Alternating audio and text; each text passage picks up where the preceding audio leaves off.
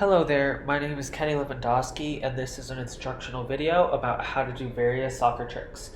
In this video, I will be covering various soccer tricks ranging from beginner level to advanced level to even master level. I felt like this is a good video to put out now, especially because everyone has a lot more extra time and they maybe want to pick up new skills or tricks, and without further ado, let's get right into it.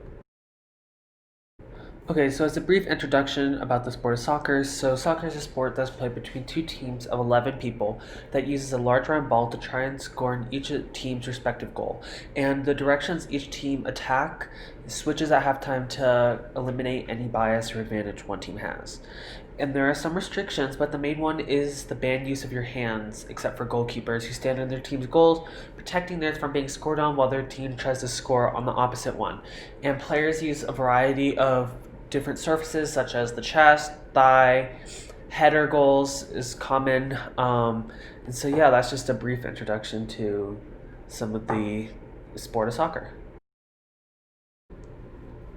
So the first exercise are toe touches. So this is a very basic soccer skill, and this acts as a foundation for many future soccer skills, both advanced and master level. So the first step is to grab a soccer ball, preferably pumped up, and grab appropriate footwear. And what I mean by this is to wear closed-toed shoes instead of sandals or go barefoot. You can do these tricks barefoot, however, I feel like they are easier when you have closed-toed shoes on to do these, especially if you are just beginning. So the next step is to pass up a ball between each of your feet. Make sure that both your legs are moving.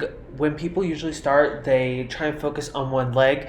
However, I find it easier to keep both legs moving simultaneously.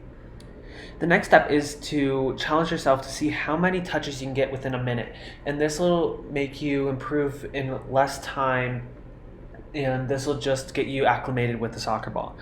And once this is mastered, you can try to use your own skills against your friends or in a game, as shown in the next video.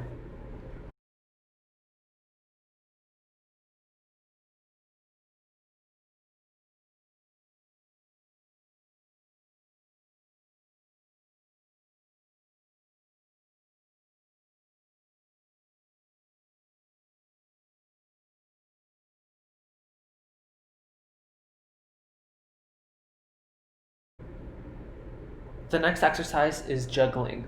This is another one of the basic techniques that is required to do more advanced skills in soccer. This technique helps with ball control, and this helps with other moves and settling the ball when it's in the air. So to start off, repeat the first two steps, which is stretching and grabbing the proper equipment. This is important for all of the exercises just so you don't injure yourself.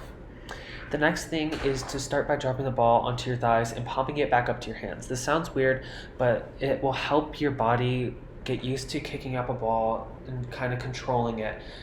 Soccer is definitely an art, and you have to get used to how to handle the ball and get your touch on point. So the next one is, after you're comfortable with that, start to juggling it up with your feet. And once you start doing that, after enough repetitions, you'll finally get the hang of it, and then you can go on to learn more advanced juggling techniques.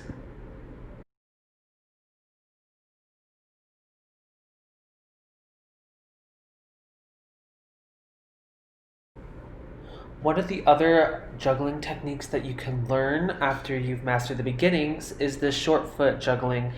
And this is really good. You can get a lot within a short amount of time, and it's really good for settling the ball in game-like situations. The next technique is around the world, and this is a master technique that is cool to show off to your friends. The next exercise we'll be learning is the scissor move. So as before, repeat the stretching and gathering the materials.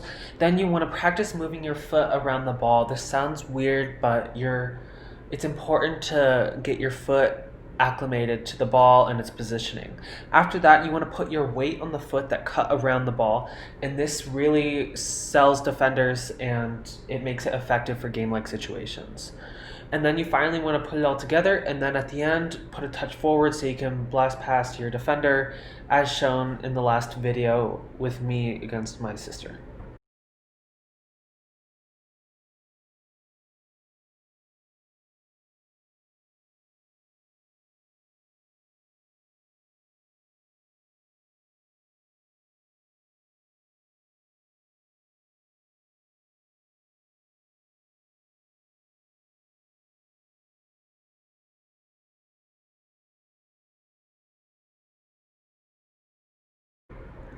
The final exercise is the Maradona turn, which was named after the famous Argentinian player Diego Maradona. So to start, you want to repeat the first two steps, and then you want to start dragging the ball back in place. This seems a little bit tedious, but it helps your foot get used to the ball, and it'll help you when you're trying to execute all the steps later on. Then you want to practice running on the ball without falling over. This seems a little weird, but it actually helps in working with this move. And then finally, you want to try and run, turn, and drag the ball. This might take a few tries, but it is definitely cool to show off to your friends.